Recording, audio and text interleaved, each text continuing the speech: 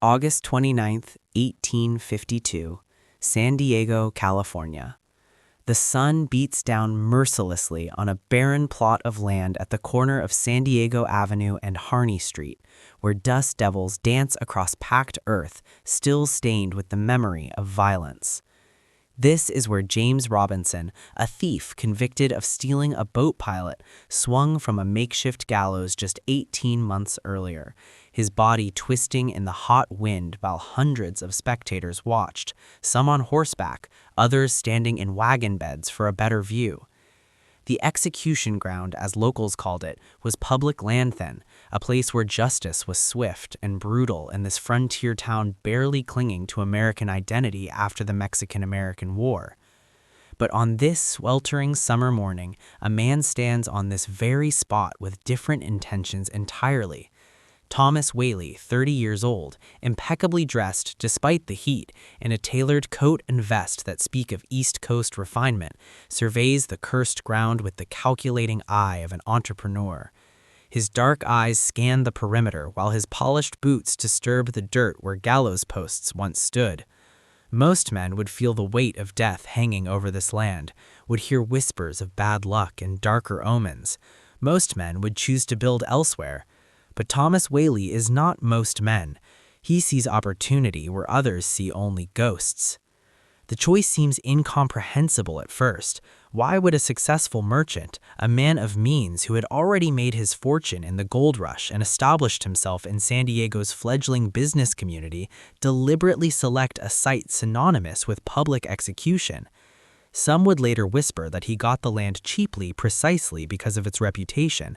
Others suggested something darker, that Whaley, a man fascinated by spiritualism and the metaphysical questions gripping Victorian America, was drawn to the threshold between life and death that this ground represented. Perhaps he believed he could transform darkness into light, could purify cursed earth through the construction of something beautiful, something permanent. Whatever his reasoning, Thomas Whaley purchased the property and began planning something unprecedented for this dusty frontier outpost, a 2-story brick mansion that would stand as a monument to civilization in the wilderness, a declaration that San Diego's rough-hewn days were ending. He envisioned imported chandeliers, mahogany banisters, and Greek revival columns rising from the same soil where crowds had once gathered to watch a man die. The irony was not lost on San Diego's residents, who watched with a mixture of fascination and horror as construction plans took shape. But before we can understand why this house would become known as the most haunted mansion in America, before we can walk its halls where countless witnesses have reported phantom footsteps, phantom scents, and phantom presences, we must first understand the man who built it. Because Thomas Whaley's story is one of ambition and tragedy, of triumph and devastating loss, and the house he constructed would absorb every moment of joy and every drop of sorrow that his family would experience within its brick walls. The question that has captivated paranormal investigators and historians alike for over 170 years is this: did Thomas Whaley build his dream home on cursed ground, or did the tragedies that befell his family within those walls create the curse themselves? Thomas Whaley was born October 5, 1823 in New York City, into a world of commerce and respectability that seemed galaxies away from the dusty California frontier he would eventually call home. His father, Thomas Whaley Sr., had established himself as a successful carpenter and builder in Manhattan, providing young Thomas with a childhood of relative comfort in a city rapidly transforming itself into America's commercial capital. The Whaley household valued education, ambition, and the Protestant work ethic that drove so many 19th-century fortunes.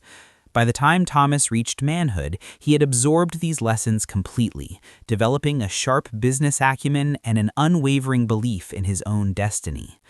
But New York, for all its opportunities, felt confining to the young man. When news of gold discovered at Sutter's Mill reached the East Coast in 1848, Thomas Whaley heard something beyond the fevered tales of instant wealth. He heard opportunity calling in a voice that could not be ignored. Unlike the thousands of fortune seekers who rushed westward with nothing but dreams and desperation, Thomas approached California with a businessman's calculating mind. He would not pan for gold himself. Instead, he would sell supplies to those who did, understanding that the real fortunes in any gold rush belonged to the merchants, not the miners. In 1849, at 25 years old, Thomas boarded a ship bound for San Francisco, leaving behind the cobblestone streets and gaslit thoroughfares of New York for an uncertain future on the Pacific coast.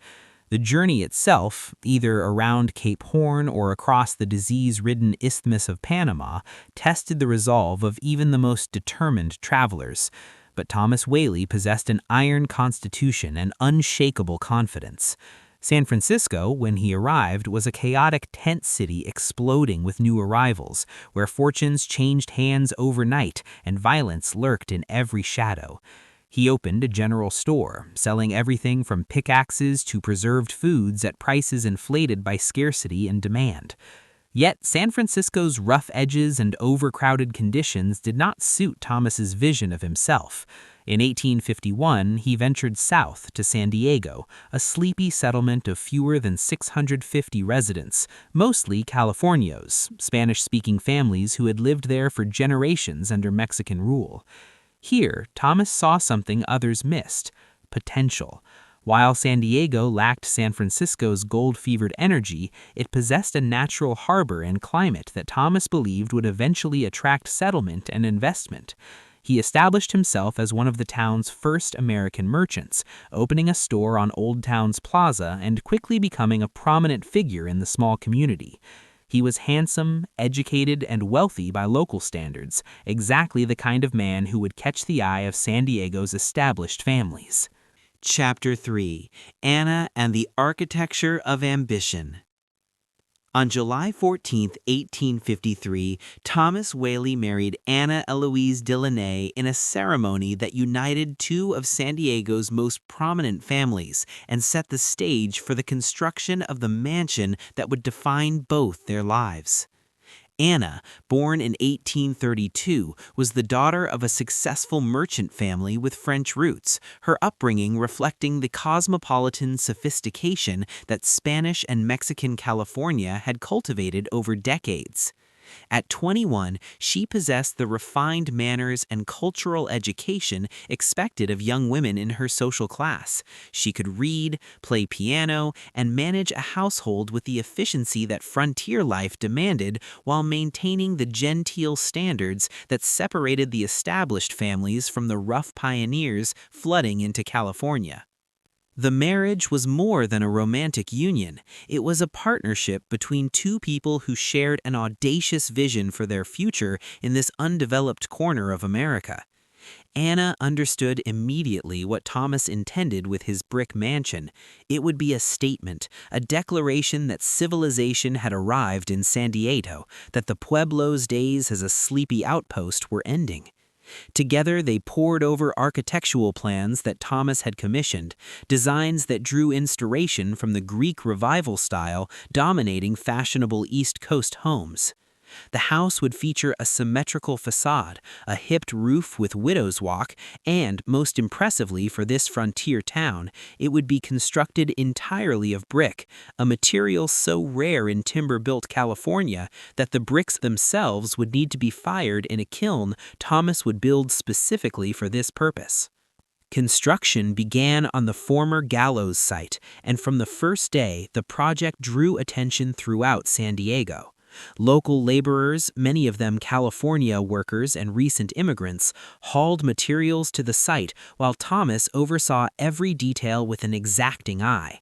The bricks, over 100,000 of them, were fired using clay excavated from the property itself, each one bearing the literal substance of that execution ground. Foundation walls rose 3 feet thick, designed to withstand earthquakes and the test of time. The house would span 2,400 square feet across 2 stories, enormous by San Diego standards, where most buildings remained single-story adobe structures. The ground floor would house Thomas's commercial enterprises, a general store at the front, a courthouse annex he hoped to lease to the county, and separate spaces for various business ventures. This mixed-use design was common in frontier towns, where successful merchants lived above their shops, but Thomas's execution elevated the concept to something grander. The second floor would be purely residential, a parlor with windows facing the street where Anna could receive visitors according to Victorian social customs, bedrooms for the growing family they planned, and details that shocked San Diego residents accustomed to rough-hewn simplicity.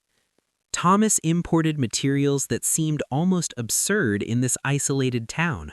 Mahogany doors shipped around Cape Horn from the East Coast, Brussels carpets, French wallpaper, and a piano for Anna.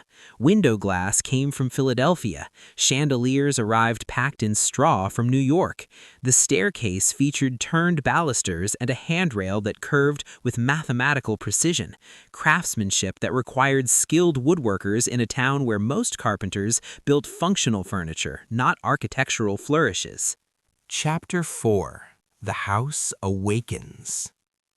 In 1857, the Whaley family moved into their completed mansion, and San Diego had never seen anything like it. The two-story brick structure rose from the dusty plaza like a transplanted piece of East Coast refinement, its red brick facade glowing in the California sun, while neighbors' adobe homes seemed to shrink in comparison. Anna Whaley, now 25 and heavily pregnant with the couple's second child, crossed the threshold into rooms that smelled of fresh paint, varnished wood, and the particular newness of a house that had never known previous occupants. Or so they believed. The front entrance opened directly into Thomas's general store, where floor-to-ceiling shelves would soon hold imported goods, bolts of fabric from Boston, tools from Philadelphia, preserved foods, medicines, and luxury items that wealthy Californios and newly arrived Americans craved. A side door led to the spaces Thomas intended to lease as courtrooms and county offices, capitalizing on San Diego's need for official governmental spaces. The Whaleys understood that a house in frontier California needed to earn its keep. Beauty alone was insufficient justification for such extravagance. But it was the second floor where Anna's influence truly manifested. The main staircase rose from the ground floor with a grace uncommon in Western architecture, each step solid beneath imported carpet runners. At the top, the family parlor stretched across the front of the house, its windows offering views of San Diego Avenue, where horse-drawn wagons kicked up dust and the occasional pedestrian hurried past. Anna arranged furniture here with careful attention to Victorian propriety. A settee positioned for conversation, her precious piano against one wall, side tables bearing oil lamps with glass chimneys, and daguerreotypes in ornate frames. Images of family members left behind in New York and Louisiana, their faces frozen in the solemn expressions required by long photographic exposures. The bedrooms extended toward the rear of the house, each one a sanctuary of domesticity that Anna cultivated with imported linens, washstands with porcelain pitchers and bowls, and wardrobes holding the extensive clothing required of respectable Victorian women. Layers of petticoats, corsets, day dresses, and evening wear that seemed almost comical in San Diego's casual frontier culture. Yet Anna insisted on maintaining Eastern standards. She would not allow the wilderness to erode her family's claim to civilization. Thomas Jr., their firstborn son, had arrived in 1854, and now Anna prepared the nursery for their second child, hanging curtains and arranging the wooden cradle that would rock the next generation of Whaleys. The house felt alive with possibility, with the promise of the dynasty Thomas envisioned building in California. Downstairs, customers entered the store, their footsteps echoing on wooden floors. Upstairs, Anna played piano in the evenings, while Thomas reviewed account books by lamplight. January 1858.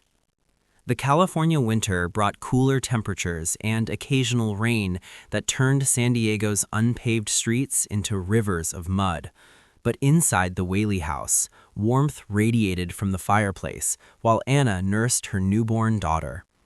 They had named her Anna Amelia Whaley, and for 18 precious months, the child filled the mansion with sounds of life, her cries echoing through rooms designed for permanence, her first attempts at walking guided by Anna's careful hands across Brussels carpets, her laughter rising up the staircase where Thomas would pause during business hours to listen, smiling at the domestic symphony above his commercial enterprise. But on July 20th, 1859, everything changed. Anna Amelia, just 18 months old, woke with a fever that Anna initially dismissed as a minor childhood ailment.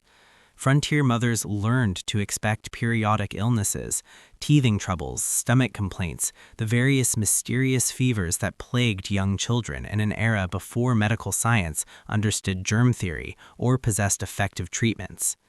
Anna applied the remedies available to her: cool cloths on the child's forehead, careful monitoring, prayers whispered in the darkness. Thomas summoned what passed for medical help in San Diego, practitioners whose training often consisted of apprenticeship rather than formal education, men who prescribed treatments based more on tradition than scientific understanding. The fever climbed. Anna Amelia's small body burned with heat that no amount of cooling could diminish. Her breathing grew labored, her consciousness drifting between wakefulness and delirium. Anna held her daughter through the long night while Thomas paced the floorboards of their bedroom, his footsteps wearing a path that servants would later swear they could still hear decades after his death, the rhythmic tread of a father's helpless anxiety, back and forth, while his child slipped away despite every prayer, every desperate measure, every promise whispered to an indifferent universe. Anna Amelia Whaley died in her mother's arms on that July night, and the sound that emerged from Anna's throat was something beyond crying, beyond grief. It was the primal howl of a mother confronting the unbearable. The house, so carefully constructed to be a monument to civilization and permanence, absorbed that sound into its brick walls, into the mahogany woodwork, into the very foundation built on execution ground. Servants preparing breakfast the next morning moved through rooms that felt suddenly colder, heavier, as though the air itself had changed composition overnight. They buried Anna Amelia in the small cemetery on the hill overlooking San Diego, a tiny grave that Anna visited daily, walking the dusty path in heavy Victorian mourning dress despite the California heat. Black crepe hung in the windows of the Whaley House, signaling to passers-by that death had visited this family. Business continued downstairs. Customers still needed supplies. Thomas still needed income to maintain the expensive household. But the sounds from the second floor changed. Anna's piano sat silent. Thomas's footsteps on the stairs grew heavier, slower, weighted with sorrow.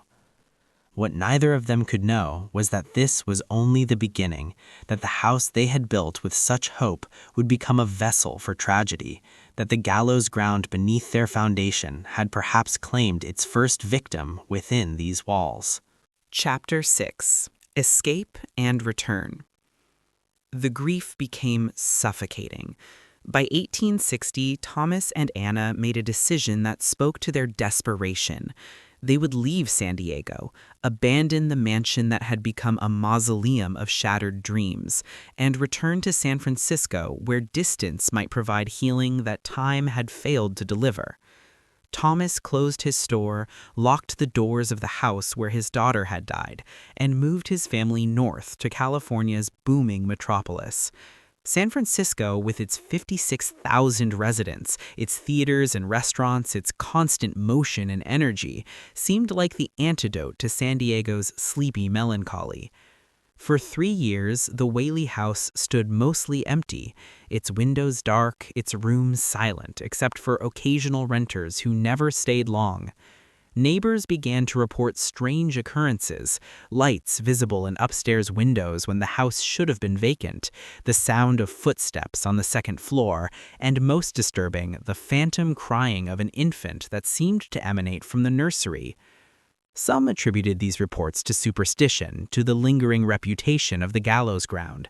Others wondered if Anna Amelia's brief life and sudden death had left an imprint on the house itself. In San Francisco, Anna gave birth to 3 more children in rapid succession: George in 1860, Violet in 1862, and Corinne in 1863. The growing family needed space, needed stability, and Thomas's business ventures in San Francisco had proven less successful than he had hoped. The city's established merchant class did not welcome newcomers as easily as frontier San Diego had. Thomas found himself competing against dozens of well-financed competitors, his stores earning modest returns rather than the substantial profits he had enjoyed in San Diego. By 1868, financial reality and perhaps something deeper, a pull toward unfinished business, drew the Whaley family back south. Thomas reopened the mansion, sweeping away years of dust and neglect, replacing weathered curtains and airing out rooms that had stood closed for nearly a decade. Anna walked through the parlor where she had once played piano, climbed the stairs where she had carried her dying daughter, and steeled herself to build a new life in the house that held such painful memories. The children, Thomas Jr. now 14, George 8, Violet 6, and Corinne 5, explored their new home with the curiosity of youth, unaware of the tragedy that had preceded their arrival. They raced through rooms, their voices filling spaces that had been silent too long, their laughter a defiant counterpoint to the sorrow these walls remembered. Chapter 7: The Theater of Death. Life resumed in the Whaley house with determined normalcy. Thomas re-established his business connections. Anna decorated rooms with new furnishings that might erase old memories, and the children filled the mansion with noise and notion that pushed shadows into corners. For a decade, the family functioned as Thomas had always envisioned: respectable, prosperous, socially prominent in San Diego's small but growing community.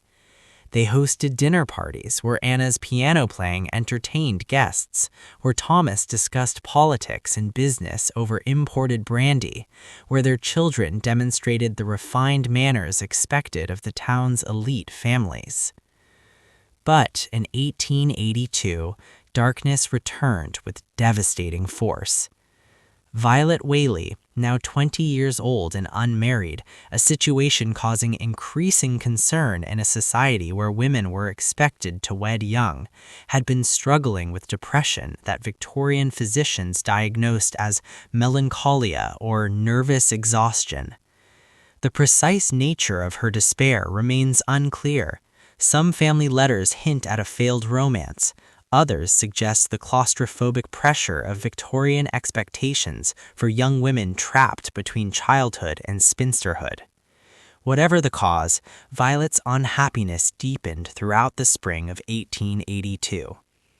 On August 18th, Violet climbed the stairs to the second floor one final time. She entered her bedroom, closed the door, and retrieved Thomas's pistol, a weapon he kept for protection in an era when frontier dangers had not entirely vanished. What thoughts passed through her mind in those final moments? Did she consider her parents sleeping down the hall, her siblings scattered in other rooms? Did she think of Anna Amelia, the sister who had died decades before Violet's birth, buried on the hill overlooking town? The gunshot shattered the night's silence.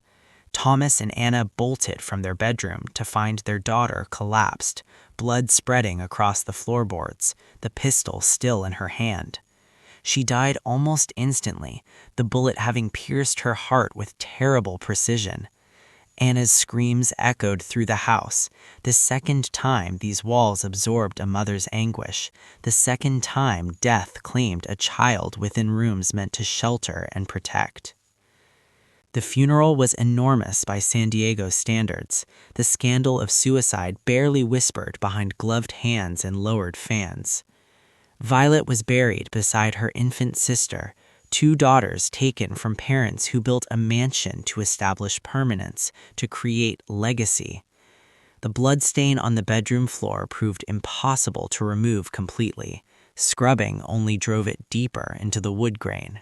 Chapter 8. The haunting begins in earnest.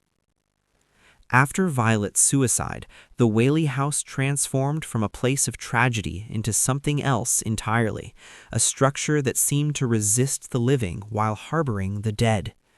Anna never recovered from losing her second daughter. She withdrew from San Diego society, refused to play the piano that had once provided entertainment for guests, and spent hours sitting in the parlor staring at nothing, her grief calcifying into permanent melancholy. Thomas aged rapidly, his posture stooping, his business interests declining as his attention fragmented between maintaining appearances and managing a household drowning in sorrow. The remaining children, Thomas Jr., George, and Corinne, reported experiences that would establish the house's reputation for generations.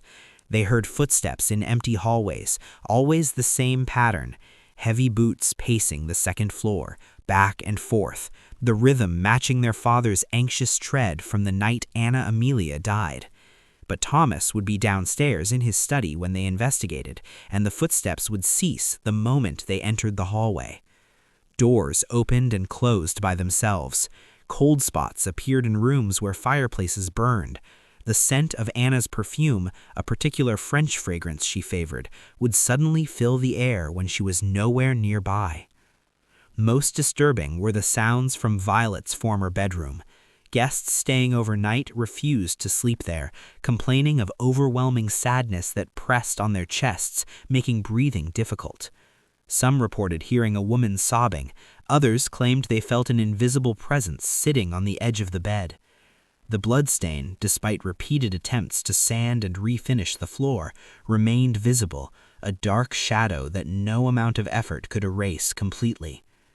Thomas died in 1890 at age 67, his final years marked by financial struggles and declining health. Anna outlived him by 23 years, remaining in the house until her death in 1913 at age 81.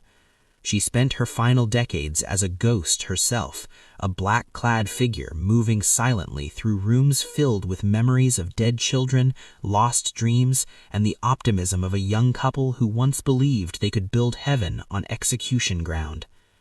The house passed to the surviving children, who rented it to various tenants. None stayed long. All reported the same phenomena: phantom footsteps, unexplained sounds, the crying of an infant, and the overwhelming sensation of being watched by invisible eyes. Chapter 9. America's Most Haunted. By the 1960s, the Whaley House had deteriorated into near ruin. San Diego had grown around it, transforming from sleepy frontier town into sprawling city, and the once grand mansion now stood as a Victorian anachronism surrounded by modern development. The Whaley descendants scattered across California debated demolition. The building was expensive to maintain, difficult to rent, and carried the burden of family tragedy that none wished to acknowledge publicly. But preservationists recognized the house's historical significance, and in 1960, the county of San Diego purchased the property with intentions to restore it as a museum.